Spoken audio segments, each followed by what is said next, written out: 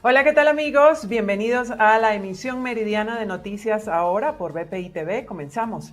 El Papa León XIV podría definir el próximo 13 de junio la fecha para la canonización de los primeros santos venezolanos, José Gregorio Hernández y la Madre Carmen Rendiles. Así lo informó el arzobispo de Caracas, Monseñor Raúl Biot. Un saludo desde Roma, desde el Vaticano. Hoy, a un mes de la muerte del Papa Francisco, hemos tenido un gran regalo del Papa León.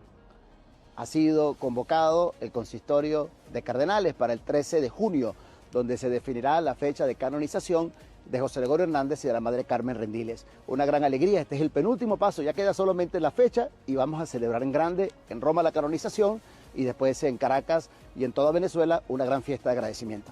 Este sería el primer consistorio ordinario público del Papa León XIV, que es una reunión con la presencia de los cardenales para abordar varias causas de canonización. Este acto solemne es el paso previo a la proclamación de nuevos santos, una decisión que marca el camino espiritual del pueblo de Dios.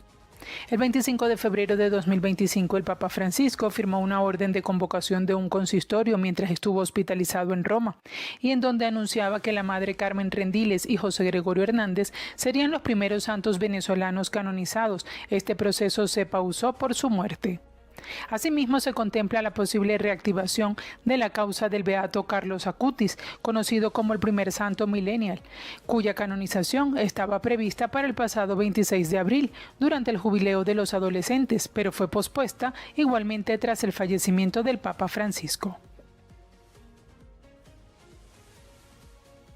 Cambiamos de tema. Edmundo González Urrutia se reunió este miércoles en la ciudad de Madrid con el ministro de Asuntos Exteriores, Unión Europea y Cooperación de España, José Manuel Álvarez, para conversar sobre el contexto político actual en Venezuela. Durante el encuentro, Álvarez se interesó por el estado de salud de González, quien había sido hospitalizado brevemente hace 2 semanas debido a problemas de tensión. Según las mismas fuentes, el ministro pudo constatar que se encuentra bien. Además, González Urrutia agradeció lo que a su juicio está haciendo el gobierno de España en la crisis de Venezuela.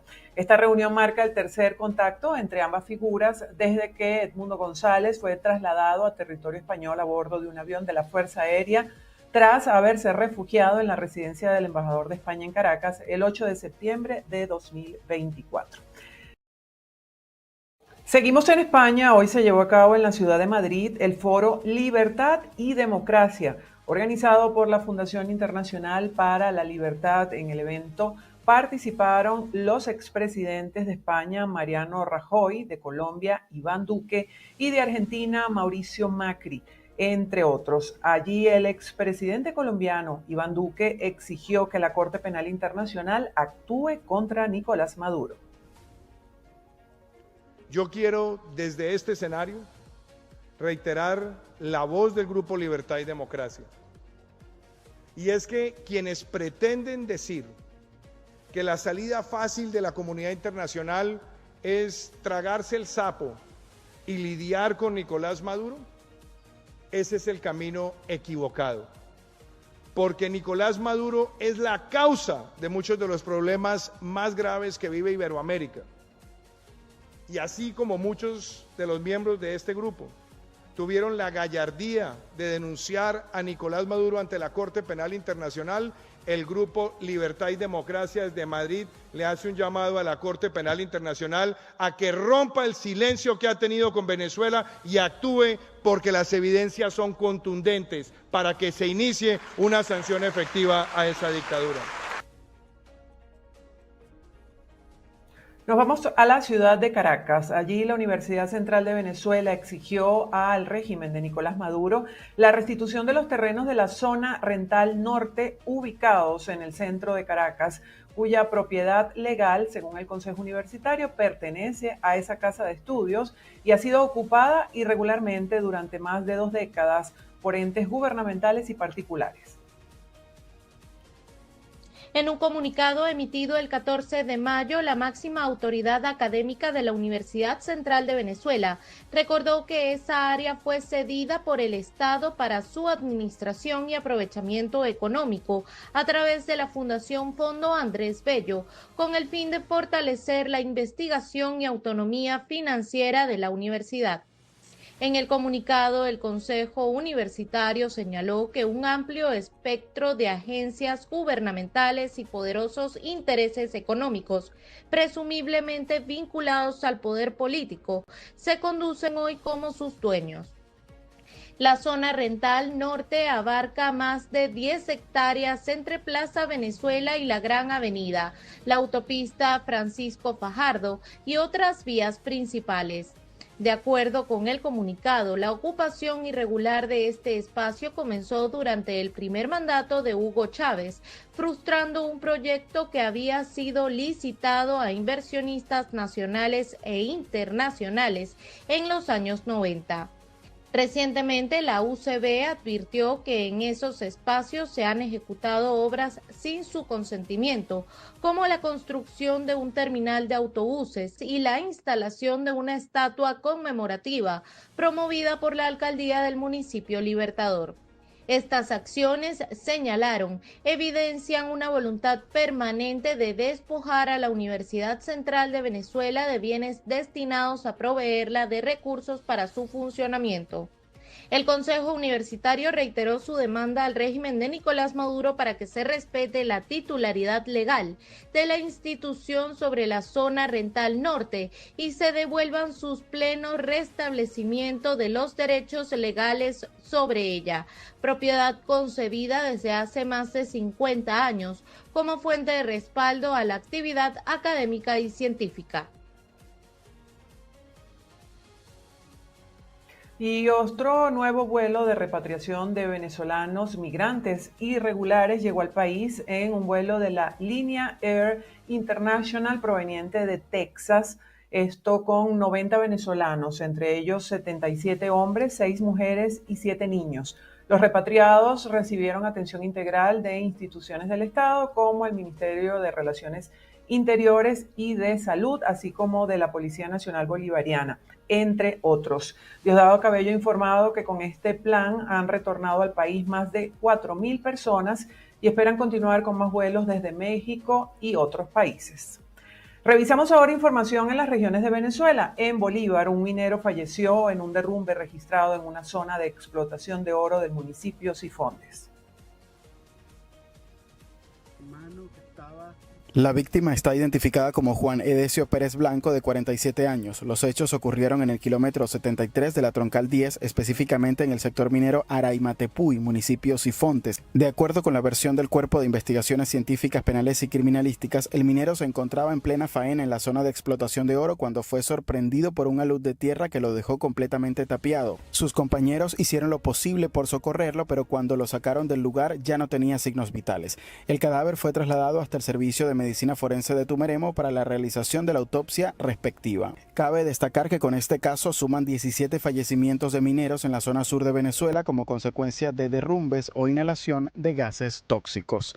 En Bolívar, Carlos Uniaga, BPI TV.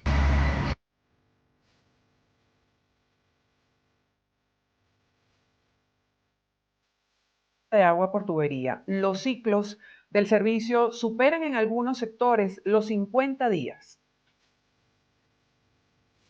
Los anuncios de la Hidrológica del Caribe, encargada del suministro de agua, sobre recuperación de sistemas de bombeo, así como reparación de acueductos para minimizar la pérdida de agua, no son percibidos por la comunidad con mejores resultados. Desde el municipio capital Arismendi, el concejal Nelson Acevedo informó de la crisis, mostrando la sequía total que padecen los habitantes. Hemos atendido el llamado de los vecinos de la Sabana de Huacuco, municipio Arismendi. Le exhortamos a Hidrocaribe una vez más. Los tanques están vacíos. Como pueden observar, todas estas pimpinas no tienen agua, no tienen agua, no tienen agua. ¿Hasta cuándo la ineptitud? Le hemos dicho que los vecinos no quieren camiones de agua. Los vecinos quieren agua por tubería porque tienen más de 50 días sin agua. El almacenamiento de agua en todo tipo de recipientes y tanques es la manera que tienen los habitantes para surtirse mientras no están en el ciclo de servicio, pero se hacen insuficientes ante las largas esperas. Como pueden observar, vean este tanque aquí. Está totalmente vacío. Y se escucha el eco, es porque no hay ni una gota de agua. Más de 50 días no hay ningún tipo de respuesta. Los vecinos no quieren que le manden camiones de agua, quieren agua por tubería. En días pasados, el presidente de Fedecámaras Nueva Esparta reiteró que el costo individual para cubrir la necesidad de agua y electricidad es uno de los aspectos que eleva la inflación en la región y, en efecto, la compra mensual de camiones cisternas ha tenido que ser prioridad en el bolsillo de los habitantes de todos los estratos. Desde la isla de Margarita para BPI TV, Ana Carolina Arias.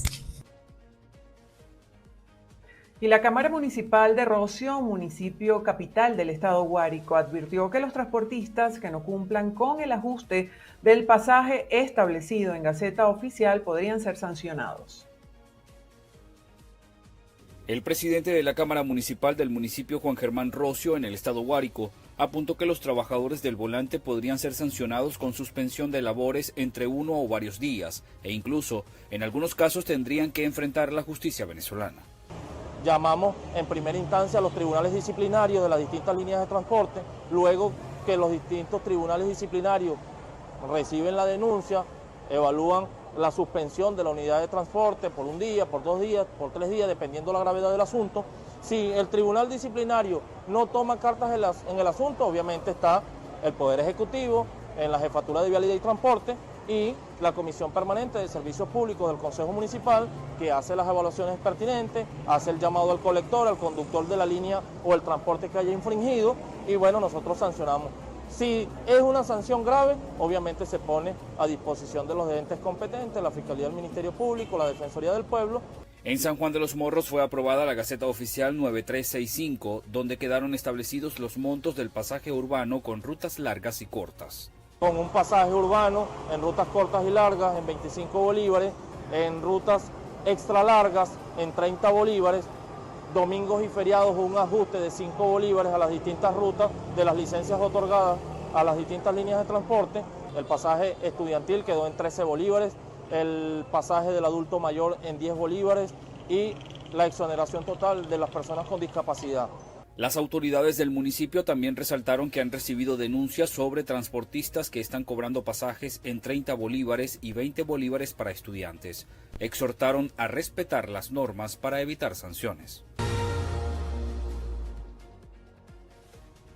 Continuamos. El Papa León XIV pidió este miércoles que se permita la entrada de ayuda humanitaria en Gaza y se ponga fin a las hostilidades en su primera audiencia general en la Plaza de San Pedro del Vaticano y ante más de 25.000 fieles que lo aclamaban. El sumo pontífice señaló que es cada vez más preocupante y dolorosa la situación de la Franja de Gaza.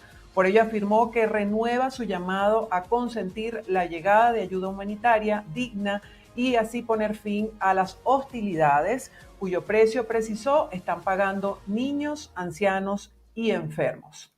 Mientras tanto, israelíes de la extrema derecha protestaron contra la entrada de ayuda humanitaria que ha comenzado a entrar a Gaza.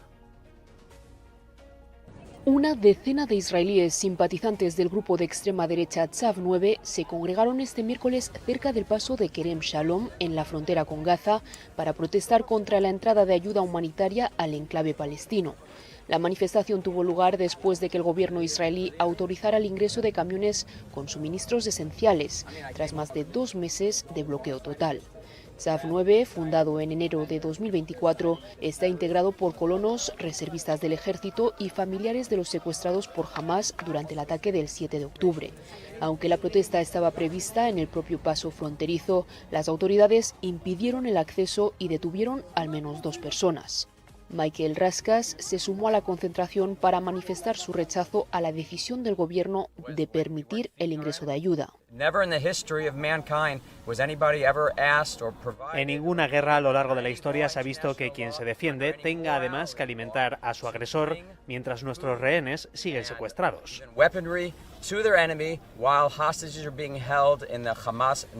La protesta fue contrarrestada por simpatizantes del movimiento Standing Together. Natalia Kleiman fue una de las voces que pidió el fin de la guerra y el acceso humanitario. Es importante para nosotros estar acá, no solamente para que los camiones pasen, sino para demostrar a la gente que viene acá a hacer contra que hay personas que les importa, que hay personas que quieren terminar esta guerra El primer ministro Benjamin Netanyahu había anunciado esta semana que se permitiría una entrada mínima de ayuda en un intento por evitar el desgaste del apoyo internacional y por temor a que las imágenes de una hambruna en el enclave obliguen a los aliados de Israel a retirar su apoyo tanto militar como diplomático.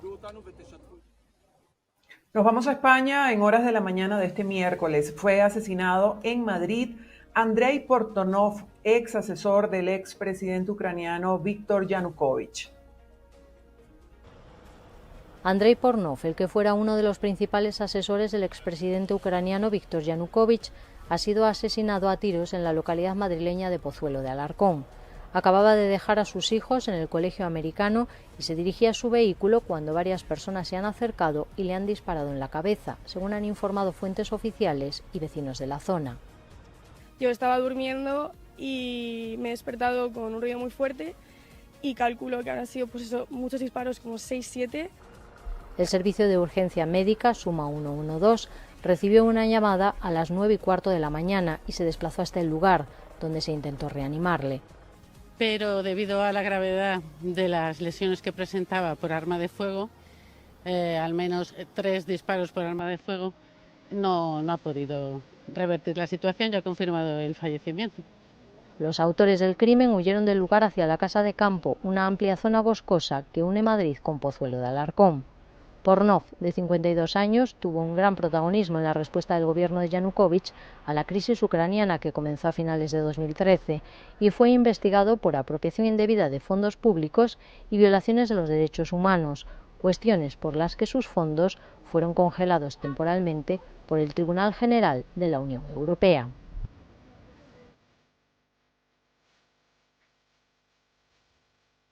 Más de 48.000 personas aisladas y 300 evacuadas han dejado las inundaciones al sureste de Australia. Las inundaciones en el sureste de Australia dejan ya más de 48.000 personas aisladas y al menos 300 evacuados.